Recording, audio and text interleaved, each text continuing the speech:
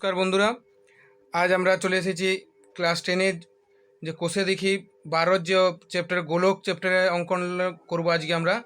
তা তোমরা আমরা গোলক বলতে কি বুঝি? গোলক একটা গোলক আছে, এরকম বৃত্ত গোলক।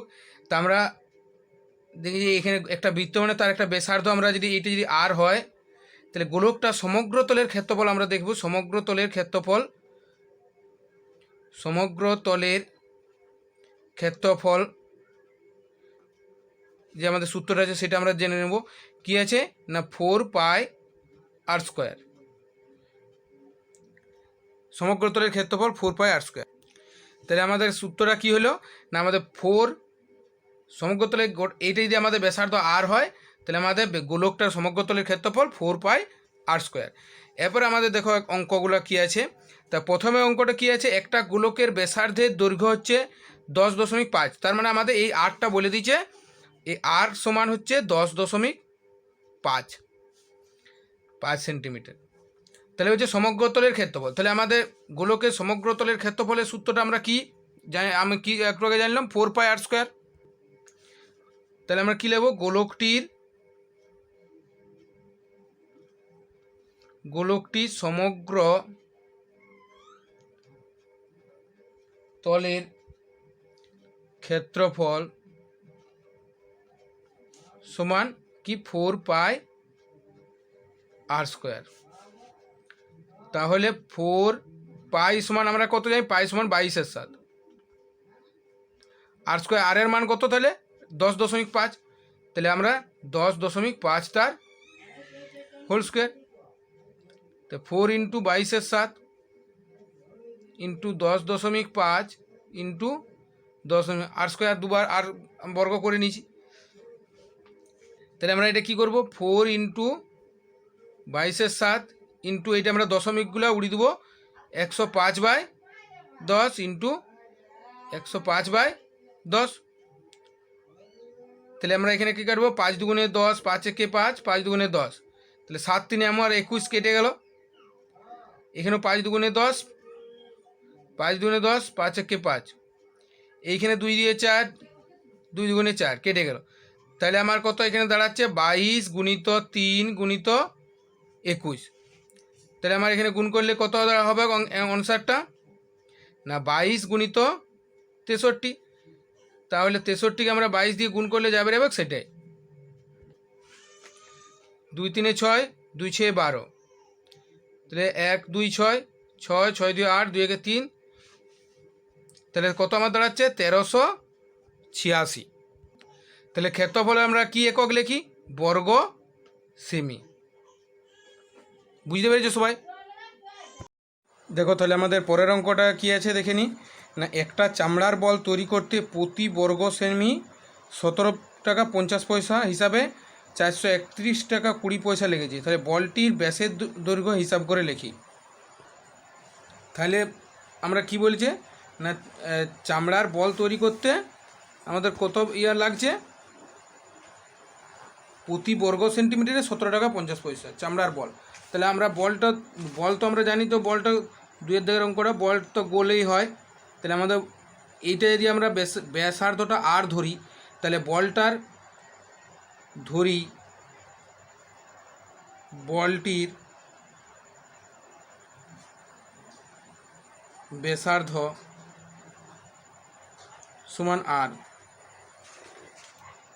আর কি সেন্টিমিটার ব্যাসার্ধ দৈর্ঘ্য। তাহলে বলটির সমগ্র তলের ক্ষেত্রফল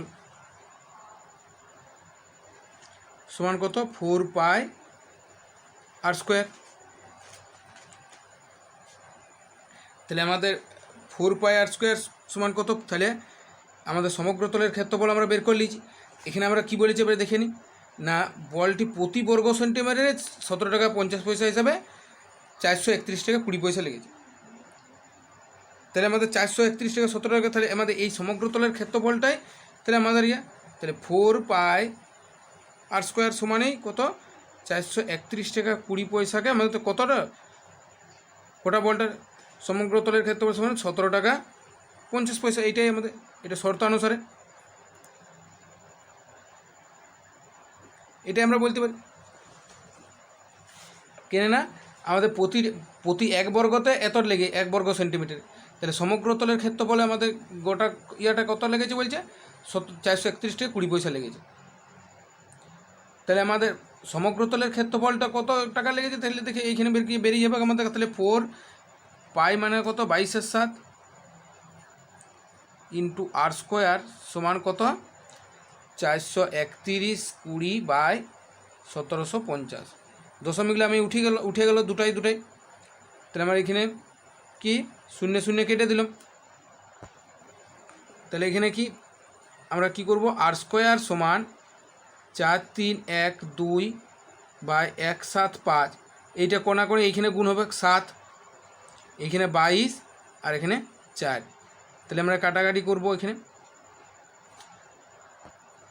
তাহলে আমার এখানে গিয়ে 7 দিয়ে কাটি, 7 দুগুণে 14, 3 17, 7 5 35, 25। আর এটাকে আমরা 2 দিয়ে প্রথমে কাটি, 2 11 22, 2 দুগুণে 4, 2 1 2, 2 5 10, 1 11, 2 6 12। তো 2156 টাকা আমাদের 11 দিয়ে যদি কাটি কত হবে, 11 1 11 কত হচ্ছে 2156কে যদি আমরা 11 দিয়ে ভাগ করি, 11 11 0 1 5, 11 9 99 6, 196 হচ্ছে 196। তাহলে আমরা এখানে কত লিখব 196/25 ইন্টু 4। এটা আর স্কোয়ার সমান বেরিয়েছে আমাদের। তাহলে আমাদের এখানে কত 196/100। তাহলে আর সমান কত √196/100। তাহলে আমার কত বেরোবে, বা আর সমান 14 196/10। তাহলে আমাদের এখানে কি খুঁজেছে না বলটির ব্যাসের দৈর্ঘ্য খুঁজেছে। তাহলে ব্যাস আমরা জানি ব্যাস হচ্ছে ব্যাসার্ধের দ্বিগুণ, ব্যাস হচ্ছে 2 ইন্টু আর। তাহলে 2 ইন্টু 14/10, 2 5 10, তাহলে 14/5 আমাদের। তাহলে অ্যান্সার এটাই 14/5। তাহলে আমাদের বলটির ব্যাস কত হলো 14/5 সেন্টিমিটার। সবাই বুঝতে পেরেছো? আবার এরকম নাও উত্তর থাকতে পারে, এইটা আবার কাটা ভেঙে দিতে পারে। 14কে আমরা যদি 5 দুগুণে 10 আর 5 8 চলি 2.8 সেন্টিমিটারও আমরা বলতে পারি, এটাও বলতে পারি, এটাও বলতে পারি, যেটা হচ্ছে উত্তর থাকতে পারে। এবারে আমাদের 3 অঙ্কটা কি আছে না বলছে স্কুলে শর্টপাট খেলার জন্য যে বলটি ব্যবহার করা হয় তার ব্যাসের দৈর্ঘ্য 7 সেন্টিমিটার। খুব ভাইটাল জিনিস এখানে আমাদের খুব মনে রাখতে হবে। ব্যাস বলেছে এখানে, ব্যাস সমান কত বলেছে 7 সেন্টিমিটার। তাহলে আমাদের ব্যাসার্ধটা আগে বের করব। ব্যাসার্ধ সমান ব্যাসার্ধ সমান কি ব্যাসের অর্ধেক, তাহলে 7/2 সেন্টিমিটার। তারপরে কি বলেছে বলটিতে কত ঘন সেমি লোহা আছে হিসাব করি। তাহলে বলটিতে কত ঘন সেমি একক কখন হয় আমরা জানি, ঘন সেমি মানে কি কিউ। কখন হয় না আয়তন বের করে দিই। তার মানে আমাদের এখানে বলটির আয়তন বের করে দিতে হবে। তাহলে বলটির আয়তন সমান আমাদের কি সূত্র জানি, যে আয়তন সমান 4/3 পাই আর কিউ। তাহলে আমাদের এখানে 4/3 লিখব, পাই আমি যা জানি কত 22/7, আর ব্যাসার্ধ আর সমান কত না 7/2, তাহলে কত ইন্টু 7/2। কিউ আছে তাহলে আমরা 3বার লিখব 7/2 7/2। তাহলে এখানে 4টে কাটলো, এখানে 2 2, এখানে 2 11 22 করতে পারি, আর এখানে একটা 7 কাটলো, তাহলে আমরা আর কাটছি নি। তাহলে 11 ইন্টু 7 ইন্টু 7 বাই কত 3। তাহলে আমরা এখানে কি করব না 77 ইন্টু 7/3, তাহলে 7 7 49 9 হাতে 4, 7 7 49 আর 4 53/3। এরকমও উত্তর থাকতে পারে, আবার এইটাকে ভেঙেও দেওয়া থাকতে পারে। তাহলে কত, এখানে যদি আমরা ভাঙি তাহলে কত, 3 1 3 4 5 2, তাহলে 3 7 21 2, 3 9 27, তাহলে 179 পূর্ণ 2/3, এই উত্তরটাও আমাদের থাকতে পারে। এটা কি একক হবে তাহলে আমাদের আয়তন বের করে ঘন সেমি। বলটির তাহলে আয়তন আমাদের কত বেরোলো না 179 পূর্ণ 2/3 ঘন সেমি। সবাই বুঝতে পেরেছো? তাহলে পরের কোশ্চেনটা তাহলে কি আছে না 28 সেমি দৈর্ঘ্যের ব্যাস বিশিষ্ট একটা নিরেট গোলক জলে নিমজ্জিত সম্পূর্ণভাবে নিমজ্জিত করা আছে। যে পরিমাণ জলে অপসারিত করবে, যে পরিমাণ জলটা অপসারিত করবে তাহলে তার নির্ণয় করতে হবে। তাহলে আমার এখানে একটা এরকম জল রাখা আছে, সেখানে আমার একটা লোহা আমরা করবো, বল ঢুকাবো, তাহলে এখানে এই জলটা যে কতটা বাইরে বেরাবে।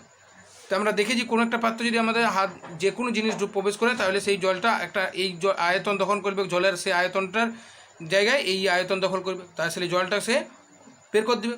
তাহলে আমাদের এই গোলকটার আয়তনটা বের করালেই আমাদের বেরিয়ে যাবে। তাহলে আমাদের এখানে কী কী দিয়েছে, 28 সেমি দৈর্ঘ্যের ব্যাস বিশিষ্ট, তার মানে আমার এখানে আবার ব্যাস দিয়ে দিয়েছে, ব্যাস দিয়েছে 28 সেন্টিমিটার। তাহলে এখানে ব্যাসার্ধ বের করে দেবো, তাহলে ব্যাসার্ধ সমান ব্যাসের অর্ধেক, তার মানে কত 14 সেন্টিমিটার। তাহলে আমাদের এখানে আমরা জানি বলটির তাহলে আয়তন বের করালে আমাদের মান পেয়ে যাব। আয়তন সমান কি আমরা জানি 4/3 পাই আর কিউ,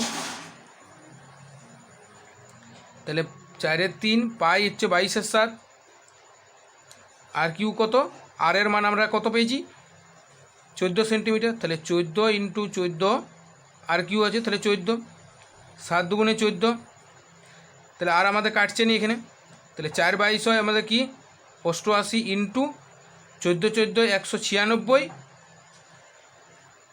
× 2/3। তাহলে আমার এইখানে গুণ করলে কি হবে, যদি 88কে আমরা 2 দিয়ে গুণ করি কত হবে, 2 8 16 6 হাতে 1, 2 8 16কে 17, 176 × 196/3। তাহলে আমরা এখানে রাফ ওয়ার্ক করে নিই, 196কে 176 দিয়ে গুণ করব, তাহলে 6 6 36, 6 হাতে 3, 6 9 54, 3 57, 7 হাতে 5, 6 কে 6 5 11 গুণ 7 6 63, 6 7 42, 6 7 42, 2 হাতে 4, 9 7 63 আর 4 67, 7 হাতে 6, 7 কে 7 6 13 গুণ, তাহলে আমাদের এখানে কী করবো, এখানে 196 লিখে দেবো। তাহলে আমাদের এখানে কী হবে 6 7 2 9, 6 কে 7 7 14 4 হাতে 1, 9 কে 10 3 13 কে 14 4 হাতে 1, 1 কে 2 কে 3, তাহলে আমাদের এইটা কত বেরোলো না 3 4 4 9 6/3 ঘন সেমি। এইটাও আমাদের অ্যান্সার থাকতে পারে, আবার এইটাকে পূর্ণে ভেঙে দিয়েও থাকতে পারে। তাহলে এইটা আমাদের পূর্ণ যদি ভাঙি কত হবে, 3 1 3, 3 1 3, 3 4 12 13, 12 2 14, 3 9 27, 2 29, 3 8 24, তাহলে 2 3 এত ঘন সেমি। এই অ্যান্সারটাও আমাদের থাকতে পারে। তাহলে আমাদের অঙ্কটা কী বলা ছিল যে কত, যে নিমজ্জিত করলে যে পরিমাণ জল অপসারিত করবে, তার মানে আমাদের এত পরিমাণ জল অপসারিত করবে। আমরা লিখব যে এত পরিমাণ জল অপসারিত করবে। সবাই বুঝতে পেরেছো? তাহলে আমাদের এবারে আমরা পরের কোশ্চেনটা দেখে নেব। তো পরের কোশ্চেনে কী আছে না, আমরা 4টা করলাম, তাহলে এবারে 5টা আমরা করব। কী আছে না, কোনো গোলাকার গ্যাস বেলুন ফুলাবার সময় তার ব্যাসার্ধের দৈর্ঘ্য 7 সেমি থেকে 21 সেন্টিমিটার হলো। মানে তাহলে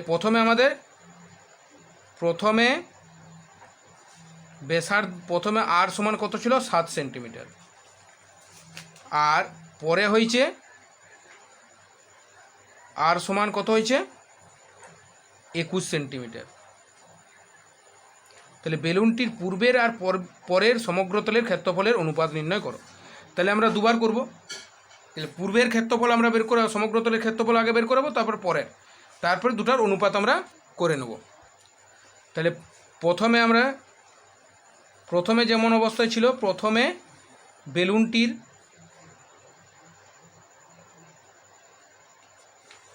সমগ্রতলের, প্রথমে না লিখে এখানে পূর্বের আছে, তাহলে এখানে পূর্বের লিখব। পূর্বে বেলুনটির সমগ্রতলের ক্ষেত্রফল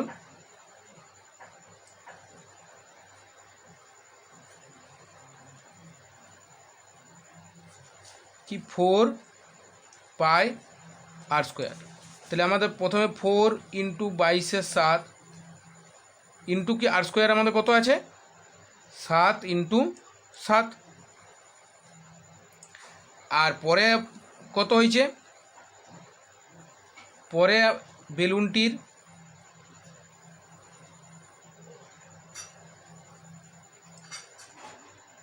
সমগ্র তলের ক্ষেত্রফল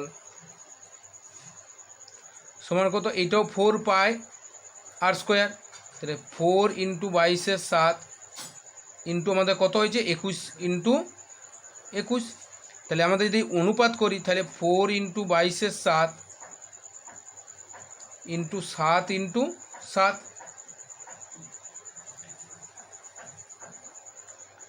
4 ইন্টু 22/7 21 ইন্টু 21। তাহলে আমার 4 কেটে যাবে এই ধারে, 22/7 তাহলে এখানে কত হবে, এইখানেও আবার 7 3 21 আর 7 3 21, তাহলে কি এখানে সব কেটে গেছে, তার মানে 1:9। বুঝতে পেরেছো সবাই? মানে অনুপাত মানে কি, এটা আমাদের এরকম ভাগ করেও লিখতে পারি। তাহলে আমাদের এইরকম আগে প্রথমে এইখানে 4 পাই আর স্কোয়ার এরকম করেও করতে পারি, 4 pi r square by 4 pi r square. তাহলে 4 পাই আগেই আমাদের কেটে যাবে। তাহলে আর এর মান আমাদের এখানে কি বলতে পারি না, এটা যদি পূর্বের আগে যদি আমরা R1 আর পরেরটা যদি R2 লিখি, তাহলে R1 এর স্কোয়ার ইজটু R2 এর স্কোয়ার বলতে পারি। তাহলে R1 কত ছিল আমাদের, প্রথমে আমাদের কত ছিল 7 সেমি, পরে আমাদের কত হয়েছে 21। তাহলে R1 হচ্ছে আমার কত 7 ইন্টু 7 ইজটু 21 ইন্টু 21। তাহলে আমার কত হচ্ছে 1:9, 7 3 21, 7 3 21 কেটে গেল, তাহলে 1:9। এরকমভাবেও করা যায়। তাহলে যদি আমার ভিডিও ভালো লাগে তো অতি অবশ্যই সাবস্ক্রাইব করো, এবং পরের ভিডিওর জন্য অতি অবশ্যই সাবস্ক্রাইব করতে এবং নোটিফিকেশনটা অন করবে, যাতে আমার ভিডিওগুলো তোমরা তাড়াতাড়ি পেতে পারো, এবং তোমার বন্ধুদেরকে ছড়িয়ে দেওয়ার জন্য শেয়ার করবে, এবং আমার ভিডিও যদি ভালো লেগে থাকে লাইক করবে।